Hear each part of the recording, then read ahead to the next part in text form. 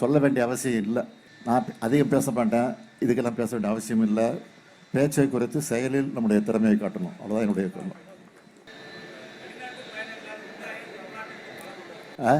வெளிநாட்டு பயணங்களால் தமிழ்நாட்டிற்கு உண்மையாவே பலன் உண்டா என்ற விமர்சனங்கள் முன்வைக்கப்படுகல. என்ன விமர்சனம் சொல்றாங்க? அதிமுக பொறுத்தவரை தொடர்ந்து விமர்சனங்கள் முன் வச்சுக்கிட்டே இருக்காங்க வெளிநாட்டு பயணங்கள் தொடர்பாக. வெளிநாட்டு பயணத்தை பொறுத்த வரைக்கும் எதிர்கட்சி தலைவராக இருக்கக்கூடிய பழனிசாமி அவர்கள் இதை குறித்து கூட விமர்சனம் பண்ணியிருக்கிறாரு. பழனிசாமியை பொறுத்த வரைக்கும் தன்னுடைய பயணங்கள் எப்படி இருந்துச்சோ அப்படித்தான் இந்த பயணங்கள் இருக்கும்னு நினைக்கிறாரு.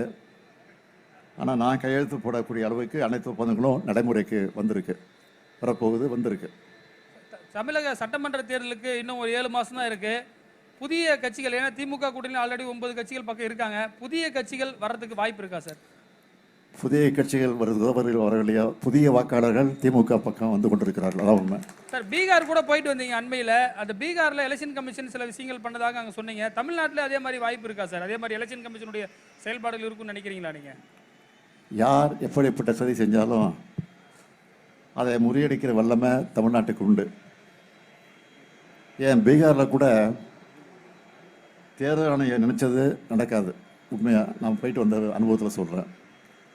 ஏன்னா அங்கேயும் மக்களை எழுச்சி பெற வைக்க தேர்தல் ஆணையம் உதவி செஞ்சிருக்கின்றது தான் உண்மை. சி ஓட்டர்ஸ் கருத்து கணிப்பு குறித்து உங்கள் கருத்து என்ன சார்?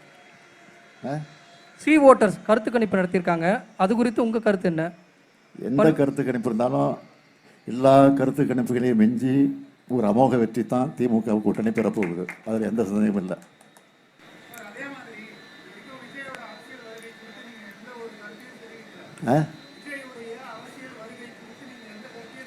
சொல்ல வேண்டிய அவசியம் இல்லை.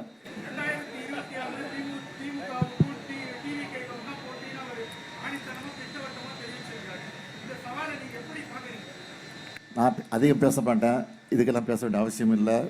பேச்சை குறித்து செயலில் நம்முடைய திறமையை காட்டணும், அவ்வளோதான் என்னுடைய கருத்து.